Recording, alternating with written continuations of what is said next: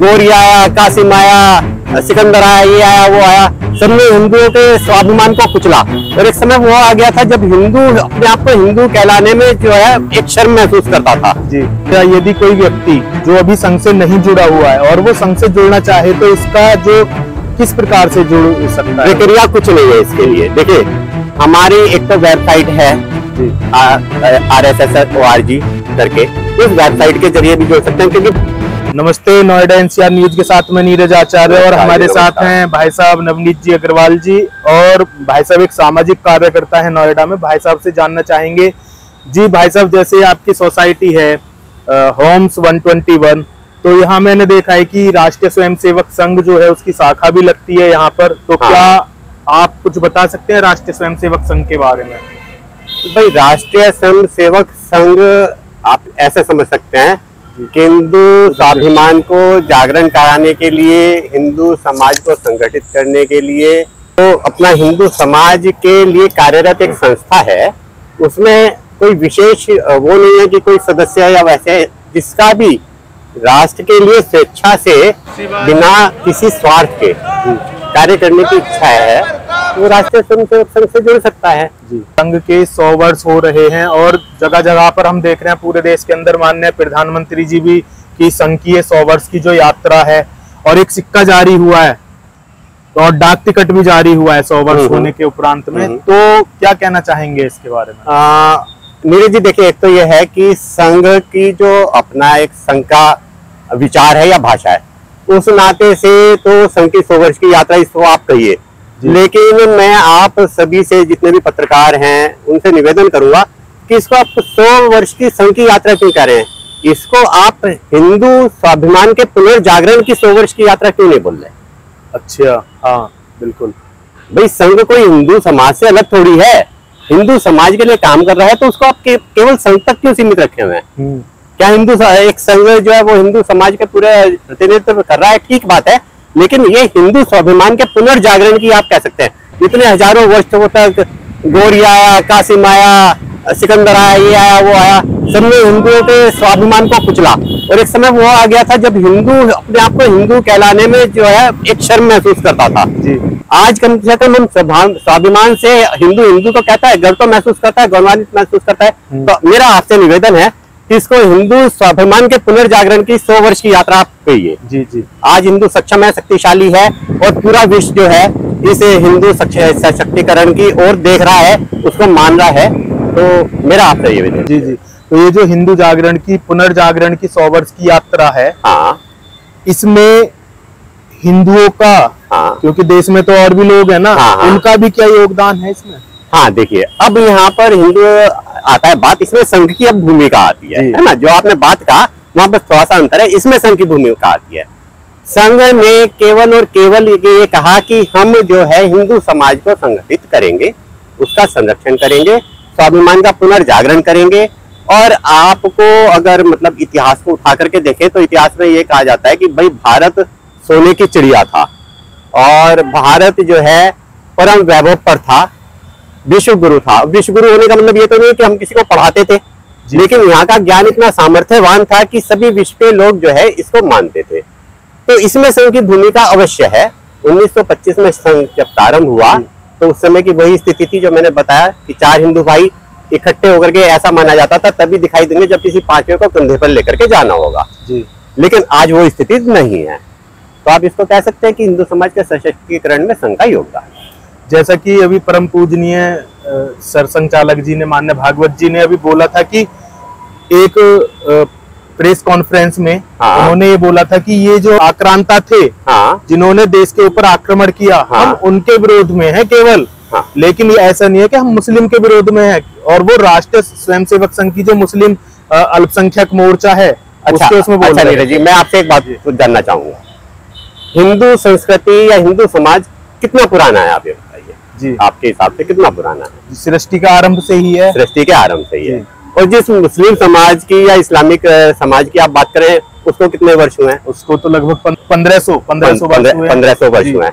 1500 वर्ष में वो कहीं से अब अचानक तो नहीं आ गए? नहीं, कहीं ना कहीं तो उनका मूल रहा होगा, संतति किसी की तो रही होगी जी। तो जब हमारी संस्कृति जो हम युगाब्द कहते हैं 5127 है ना, आप 1500 वर्ष कह रहे हैं, वो 5127, अर्थात कहीं ना कहीं जो मुस्लिम समाज आया या ईसाई समाज आया और यहाँ रहते हुए आया, कहीं बाहर से तो नहीं आया, तो हमारा ही मूल था। बिल्कुल उनके पीछे कहने का भाव ये है कि हिंदुस्तान में रहने वाला, हम उसको कहीं ना कहीं गलत समझ लेते हैं, गलत कह देते हैं। हिंदुस्तान जब जो यहाँ रह रहा था वो सनातनी हिंदू समाज था, और अभी 1500 वर्ष से इस्लाम आया है, तो ये हमारे उनके भी पूर्वज रहे तो हिंदू ही होंगे, है ना। तो उनका कहने का मतलब ये है कि वो, हम उनका विरोध नहीं कर रहे, ना हमारा उनसे कोई विरोध है, वो भी हमारे भाई बंधु हैं, लेकिन किसी कारणवश उन्होंने धर्मांतरण कर लिया, अपना विचार पंथ को बदल लिया। इसीलिए हम कहते हैं कि हम हिंदू पूजा पद्धति या जो पूजा पद्धति है उससे हम हिंदू समाज नहीं मानेंगे। पूजा पद्धति कुछ भी हो सकती है, हिंदुस्तान में रहने वाला प्रत्येक प्राणी जो यहाँ के लिए समर्पित है, यहाँ के लिए अपने आप को ये मानता है कि ये मैं भारत माता मेरी अपनी जन्मभूमि है, वो हिंदू समाज है। हिंदू समाज में अब पूजा पद्धति के हिसाब से तो इस्लामिक पूजा पद्धति अलग है और क्रिश्चियन पूजा पद्धति अलग है, हिंदू पूजा पद्धति अलग है। वो हम पूजा पद्धति पे नहीं, हम तो ये कहते हैं कि यहाँ रहने वाला प्रत्येक प्राणी जो अपने को अपना ये मानता है कि संतान मानता है, वो ये भारत मेरा है, वो हिंदू समाज का अंग है। तो ना हमारा कोई इस्लाम से विरोध है, ना उससे क्रिश्चियन से विरोध है। जी अच्छा, यदि कोई व्यक्ति जो अभी संघ से नहीं जुड़ा हुआ है और वो संघ से जुड़ना चाहे तो इसका जो किस प्रकार से जुड़ सकता है? प्रक्रिया कुछ नहीं है इसके लिए। देखिए हमारी एक तो वेबसाइट है RSS.org करके, उस वेबसाइट के जरिए भी जुड़ सकते हैं, क्योंकि बहुत सारा समाज ऐसा है जो IT सेक्टर वगैरह से जुड़ा हुआ है, जो समय नहीं दे सकता लेकिन विचार से जुड़ना चाहता है, देखना चाहता है क्या हो रहा है और उसमें अपना सहयोग करना चाहता है। इसी प्रकार से जगह जगह प्रातःकालीन और सायकालीन शाखाएं लगती हैं, जहाँ जैसी भी मतलब ये है कि अनुकूलता है। किसी भी पार्क में चले जाइए, किसी भी सोसाइटी में, कहीं भी खुले स्थान पर जो है इस तरह की शाखाएं लगती हैं। आपने देखा होगा जगह जगह पर एक भगवा ध्वज लगा रहता है, वो भगवा ध्वज केवल और केवल संघ का ही है और संघ की शाखा का ही है। तो आप सामान्य रूप से कोई भी वहां जा सकता है और कोई भी उसमें सम्मिलित हो सकता है, ना उसके लिए कोई फॉर्म की प्रक्रिया है, ना किसी चीज की ऐसी प्रक्रिया है कि भाई नहीं उसके लिए इससे पहले सामान्य व्यक्ति जाकर के पार्क में जहाँ शाखा लग रही है वहां जाकर के संपर्क कर सकता है, कहीं भी संपर्क कर सकता है, नहीं तो वेबसाइट पर संपर्क कर सकता है, उससे संबंधित अधिकारी संबंधित कार्यकर्ता खुद संपर्क कर लेते हैं। तो ऐसा नहीं है। और उसके बाद भी ये नहीं कि उनसे संघ की शाखा में नित्य प्रति आना ही है, बस ये है कि संघ से जुड़ने के बाद यहाँ पे संघ ये कहता है कि भाई हम दैनिक शाखा के नाते से उसके माध्यम से व्यक्ति निर्माण करेंगे, अर्थात व्यक्ति की जो मानसिक है, शारीरिक है, बौद्धिक क्षमता है उसका विकास करेंगे, और जब वो शारीरिक रूप से अस्पुष्ट होगा तभी वो देश के लिए भी कुछ कार्य क्या होता है शाखा में, क्या क्या ऐसे प्रकल्प? शाखा में मतलब कुछ 1 घंटे की शाखा है, निर्धारित जो है 60 मिनट की शाखा है। उस 60 मिनट की शाखा में से 25 मिनट 20 मिनट का जो है शारीरिक होता है। उस शारीरिक के अंदर इंग्लिश में आप समझ सकते हैं फिजिकल एक्टिविटी है ना, उसमें हम जो है थोड़ा उछल कूद जैसी जो भी शाखा है, अगर 50-60 वर्ष के ऊपर की आयु के हैं तो उनको प्राणायाम अधिक आवश्यक है, 20 वर्ष से 40 वर्ष की आयु के हैं तो उनके लिए जो है कबड्डी या दंड प्रहार या सूर्य नमस्कार या शारीरिक जिसमें उनकी हेल्थ अच्छी है, जिससे उनमें पसीना आए, उनको जो है उनकी हेल्थ सुधरे। और जो छोटे बच्चे हैं उनके लिए कहानियों के द्वारा, कथाओं के द्वारा कुछ खेल, छोटे छोटे खेल खिला करके उनमें आपस में जो है एक तरह का और संस्कृति उनमें आए, संस्कार उनमें आए। तो छोटी जो विद्यार्थियों की लगती है, बालकों की शाखा लगती है, उसमें हम संस्कार पे ज्यादा ध्यान देते हैं। संस्कार तो सभी के लिए, लेकिन अलग अलग तरीके से अलग अलग प्रक्रियाएं शाखा कोई भी व्यक्ति जुड़ सकता है, कोई भी व्यक्ति जुड़ सकता है। और ये नहीं कि अभी पीछे सुनने में आया था कि संघ जो है वो महिला विरोधी है। जो लोग ऐसा कहते हैं उनको यही नहीं पता कि 1936 के अंदर राष्ट्र सेविका समिति जो अपना संघ का मातृशक्ति संगठन है उसकी स्थापना हुई थी, उन्हें भी जो अब 90 वर्ष हो गए हैं। संघ के समानांतर ही एक राष्ट्रीय संघ के समानांतर है, अपनी बहनों की माताओं की जो है राष्ट्र सेविका समिति के रूप में वो कार्य देखते हैं। हम लोग उनको संरक्षण देते हैं, उनका सहयोग करते हैं, लेकिन उनकी कार्य पद्धति में बिल्कुल इंटरफेयर नहीं करते। वो अपनी कार्य पद्धति से चलते हैं, हम अपनी कार्य पद्धति से। जैसे राजनीतिक रूप से लोग बोलते हैं कि संघ में महिलाओं की कोई स्थान नहीं है, तो उनके लिए 90 वर्ष किसके हैं? 90 वर्ष नहीं होते हैं 1936 से। जी जी जी, तो बहुत बहुत अच्छा लगा भाई साहब आपके साथ में ये विचार विमर्श करके।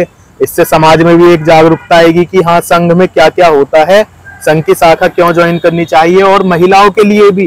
नीरज जी, आप जो भी देखिए बात आगे बढ़ाते हैं वो बात कहीं से होती कुछ है, उसको मतलब जो पत्रकार लोग हैं उसको किसी तरीके से वो करते हैं। मैं तो यही कहूंगा कि आप कहीं भी ये मत कहिए कि ये संघ है, ये कहिए कि संघ और समाज मिलकर के समाज के मानस को बदलते हुए कुछ परिवर्तन लाने का प्रयास करें, कुछ सुधार लाने का प्रयास करें।